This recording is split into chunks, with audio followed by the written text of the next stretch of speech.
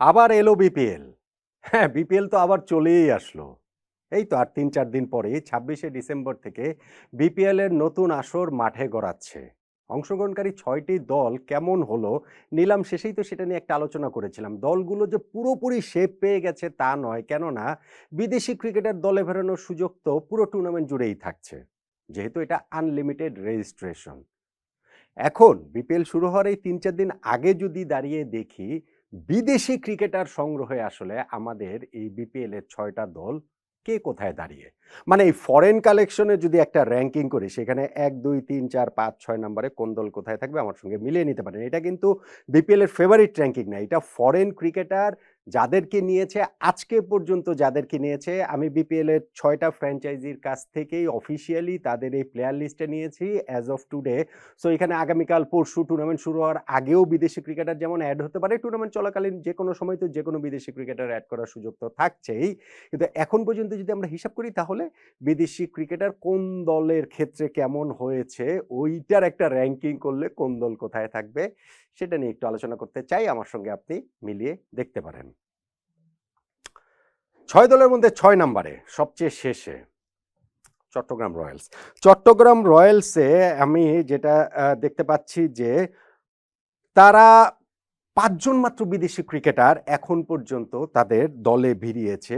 আবরার আহমেদ পাকিস্তানের leg spinner, Paul Stirling Cameron Delport South আফ্রিকার, কামরান গুলাম পাকিস্তানের এবং নিরোশন ডিকোভেলা শ্রীলঙ্কার। তার মধ্যেও নিরোশন ডিকোভেলা হচ্ছে গিয়ে আনসার্টেন, তার ন্যাশনাল ডিউটির কারণে তিনি আসতে পারবেন কিনা সেটা পুরোপুরি নিশ্চিত না। ফলে মাত্র ৪ জন ক্রিকেটার, ফরেন ক্রিকেটারকে তারা রেজিস্ট্রেশন করেছে টুর্নামেন্ট শুরু হওয়ার আগ পর্যন্ত, এই ৩-৪ দিন আগের কথা যদি আমি বলি। সো আমার কাছে আসলে এটা প্রথমত কোয়ালিটির দিক থেকে কথাও যদি বলেন, প্লাস হচ্ছে গিয়ে এখানে যে কোয়ান্টিটি, এত কম পরিমাণের মধ্য থেকে তাদের চুজ করতে হবে। চট্টগ্রাম রয়্যালসকে আমি আসলে এই বিদেশি ক্রিকেটার সংগ্রহের দিক থেকে ৬ দলের মধ্যে ৬ নম্বরেই রাখছি, এর উপরে রাখতে পারছি না। ৫ নম্বরে নোয়াখালী এক্সপ্রেস। নোয়াখালী এক্সপ্রেসকে প্রবাবলি আরেকটু উপরে রাখতে পারতাম যদি কুশল মেন্ডিসকে তারা পেত। কুশল মেন্ডিস এর মধ্যে একটা ইনজুরিতে পড়েছেন আইএল টি-20 খেলতে গিয়ে, এবং তার এই বিপিএল খেলাটা খুবই আনসার্টেনিটির মধ্যে আসলে পড়ে গিয়েছে। যেই কারণে তাদের কালেকশন কিন্তু বিদেশি খারাপ না। তবে তিনি না থাকার কারণে, কুশল মেন্ডিসের এই অনুপস্থিতির কারণে আমি আসলে তাদেরকে একটু পিছিয়েই ৫ নম্বরেই রাখছি। তিনি থাকলে হয়তোবা একটু আগে রাখতাম। আর কারা কারা নোয়াখালী এক্সপ্রেসের এই বিদেশি ক্রিকেটার তালিকায় রয়েছে সেটা যদি আমরা দেখি, জনসন চার্লস, মোহাম্মদ নবী, হায়দার আলী, ইহসানুল্লাহ খান, জহির খান, মাস সাদাকাত, ইবরার আহমেদ, বিলাল সামি, হাসান, ইসাখিল। এই দেখেন অনেকজন, তারা কিন্তু ১০ জনকে এখন পর্যন্ত সাইন করিয়েছে। এই প্লেয়ারদের মধ্যে এইখানটাতে জনসন চার্লস, নবী, এই ২ জনকে যদি আমরা বাদ দেই, তাহলে কিন্তু খুব যে প্রোভেন ক্রিকেটার রয়েছে তা নয়, এবং তাদেরকে আসলে কোন সময়টা জুড়ে পাওয়া যাবে সেইটাও একটা প্রশ্নের বিষয়। মোহাম্মদ নবী তো হচ্ছে আইএল টি-20 খেলছেন, সেটা আমরা জানি। ফলে এই কুশল মেন্ডিসকে আসলে তারা মিস করবে আমার কাছে মনে হয়, যদি তিনি খেলতে না পারেন নোয়াখালী এক্সপ্রেসের। তাই আমি এই ফরেন ক্রিকেটারের যে সংগ্রহ সেই জায়গার বিবেচনা করে তাদেরকে ৫ নম্বরেই রাখছি। ৪ নাম্বার রাজশাহী ওয়ারিয়র্স। রাজশাহী ওয়ারিয়র্সের বিদেশি ক্রিকেটার রয়েছেন পাকিস্তানের সাহিবজাদা ফারহান, মোহাম্মদ নওয়াজ। এই ২টা হচ্ছে খুবই গুড পিক আমার কাছে মনে হয়েছে, যেইটা ইনফ্যাক্ট তারা ওই বিপিএল এর নিলামের আগেই ওই সময়ই তারা ঘোষণা দিয়েছে ডিরেক্ট সাইনিংয়ে। সঙ্গে তাদের এখানে জাহানদাদ খান, বিনুরা ফার্নান্ডো আছেন, হুসাইন তালাত, সন্দীপ লামিচান এবং জিমি নিশাম, যিনি আইএল টি-20তে তার অ্যাসাইনমেন্ট শেষ করে তারপরে দলের সঙ্গে যোগ দিবেন। রাজশাহী ওয়ারিয়র্স দলটা কিন্তু আমার কাছে সব দিক মিলিয়ে খুবই ব্যালেন্স একটা টিম মনে হয়, এবং এখানটাতে কত বিদেশি ক্রিকেটার সংগ্রহে ৪ নম্বরে রেখেছি। তো আমার মনে হয় পুরো যখন আমরা বিপিএল এর একটা ফেভারিট র্যাঙ্কিং করব, সেইখানে রাজশাহী ওয়ারিয়র্সকে এর উপরেই আসলে রাখতে হবে।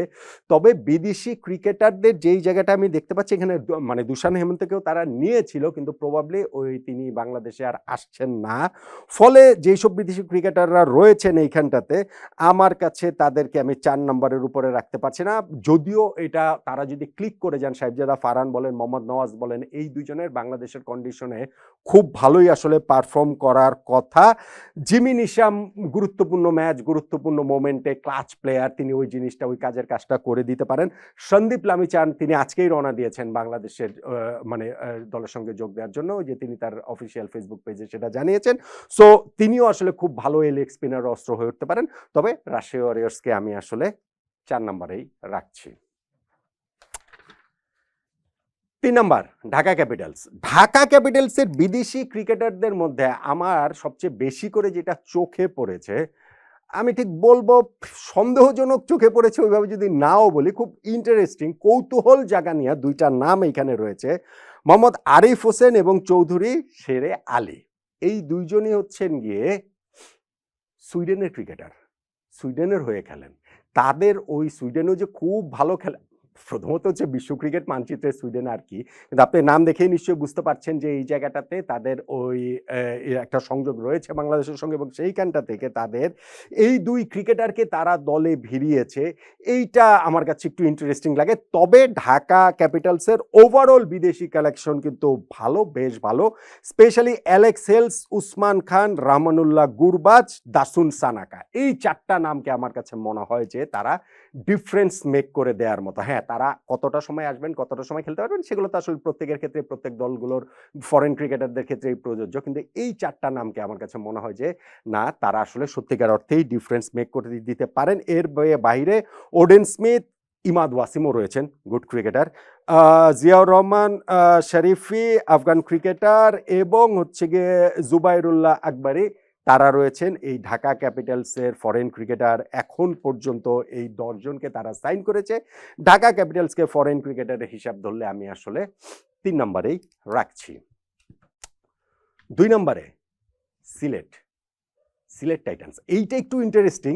সিলেটের দলটা যদি আপনি হিসাব করেন সেইখানটাতে হয়তো বা 2 নম্বরে আমি তাদের ফেভারিট র্যাঙ্কিংয়ে রাখবো না, তবে বিদেশি ক্রিকেটার তারা যাদেরকে নিয়েছেন তারা যদি আসলে পারফর্ম করতে পারেন তাহলে কিন্তু খুব ভালো একটা সার্ভিস এই ফরেনারদের কাছ থেকে তারা পেতে পারে। সেই কারণে আমি তাদের 2 নম্বরে রেখেছি। দেখেন এখানে সাইম আইয়ুবের মতো ক্রিকেটার রয়েছেন, যিনি ওয়ার্ল্ড ক্রিকেটে টি-20 ফরম্যাটে নাম্বার 1 অলরাউন্ডার বোধহয় এখনো আছেন। আজমতুল্লাহ ওমর জাই, যিনিও টি-20 ফরম্যাটে বিশ্বসেরা অলরাউন্ডারদের একজন। ফলে এইরকম 2 জন ক্রিকেটারকে যখন দলে নেয় তখন কিন্তু সিলেটের ফ্র্যাঞ্চাইজিটা অনেকখানি এগিয়ে যায়, এবং তাদের কাছ থেকে কতটা সময় পাবে, যদি পুরোটা সময় পায় সেই ক্ষেত্রে সিলেট টাইটান্স এইবার রেজাল্ট দিয়ে অনেককে চমকেও দিতে পারে। সঙ্গে আছেন মঈন আলী এবং অ্যাঞ্জেলো ম্যাথিউস, এই 2 জনও 2 ভেটেরান। তারাও এই ভীষণ অভিজ্ঞ ক্রিকেটারদেরও বাংলাদেশের কন্ডিশনের সঙ্গে খুবই তারা পরিচিত, এবং এই জায়গাটাতে তাদের ভালো পারফর্ম করার অতীত ইতিহাস রয়েছে, এবং তারা অনেকটা শিওর শট যে আসলে পারফর্ম তারা ভালো করবে না। সিলেটের এই বিদেশি ক্রিকেটার বাকি যে 2 জন, ইথান ব্রুকস এবং মোহাম্মদ আমির, পাকিস্তানের ওই পেসার, আপনি দেখেন যে তারা এই 6 জন মাত্র ক্রিকেটারকে এখন পর্যন্ত দলে নিয়েছে।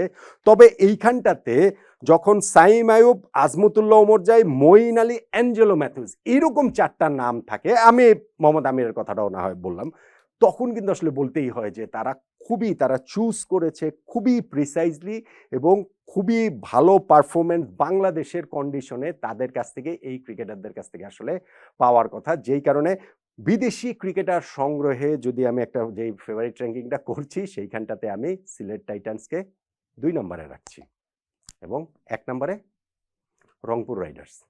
তাদের দলটা যেমন ভালো হয়েছে, বাংলাদেশের ক্রিকেটার যেমন ভালো হয়েছে, বিদেশি ক্রিকেটারদের জায়গাটাতেও তারা আসলে মোটামুটি সব গ্রাউন্ড কাভার করে ফেলেছে, এবং সেইখানটাতে আপনি দেখেন খুবই কার্যকর কিছু ক্রিকেটার নিয়েছে, এবং সেইটা বাংলাদেশের কন্ডিশনের কথা মাথায় যদি আমরা রাখি তাহলে আপনার এখানে খাজা নাফিস, সুফিয়ান মুকিম, খুশদিল শাহ, ইফতেখার আহমেদ, ফাহিম আশরাফ, আকিব জাভেদ, এই ক্রিকেটাররা কিন্তু বিপিএলও ইনফ্যাক্ট রেগুলার হচ্ছে গিয়ে তারা ভালো পারফর্ম করার কথা।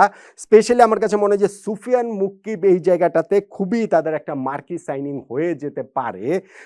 তার বল খেলতে প্রতিপক্ষ ব্যাটসম্যানদের খুব ভুগতে পারে। সঙ্গে এখানে দাউদ মালান রয়েছেন, কাইল মায়ার্স রয়েছেন, আরও এমিলিয়ানো গে, মোহাম্মদ আখলাক, তারা রয়েছেন। ফলে এই যে রংপুর রাইডার্সের যে বিদেশি ক্রিকেটারের যে কালেকশন, তারা যেই বিদেশি ক্রিকেটার দলে ভিড়েছে, এমনিতে তাদের দেশি ক্রিকেটারদের দলটাও আসলে দুর্দান্ত হয়েছে।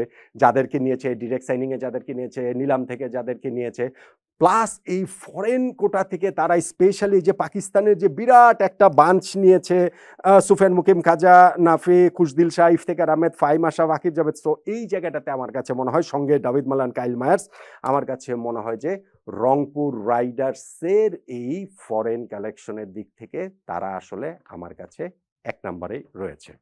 তাহলে এই যে বিপিএল এ ৬টা দল রয়েছে সেইখানটাতে আমার হিসাবে বিদেশি ক্রিকেটারদের এই জায়গাটা থেকে আমার কাছে মনে হয় ১ নম্বরে রংপুর রাইডার্স, ২ নম্বরে সিলেট টাইটান্স, ৩ নম্বরে ঢাকা ক্যাপিটালস, ৪ নম্বরে রাজশাহী ওয়ারিয়র্স, ৫ নম্বরে নোয়াখালী এক্সপ্রেস এবং ৬ নম্বরে চট্টগ্রাম রয়্যালস। আগামী এখনো ৩-৪ দিন বাকি রয়েছে বিপিএল মাঠে গড়ানোর আগেই। সেইখানটাতে নতুন, নতুন নাম এড হলে এই র‍্যাংকিং এর হিসাব নিকাশটা একেবারে ওলটপালট হয়ে যেতেও তো পারে। কিন্তু আজকে পর্যন্ত দাঁড়িয়ে যেইসব দলে যেসব বিদেশি ক্রিকেটার রয়েছে বলে আমি বললাম, তাতে করে আমার এই বিদেশি ক্রিকেটারদের র‍্যাংকিং বিপিএল এর দলগুলোর ক্ষেত্রে সেইটার সঙ্গে আপনি পুরোপুরি তো আর একমত হবেন না। কতটা একমত হলেন জানাতে পারেন।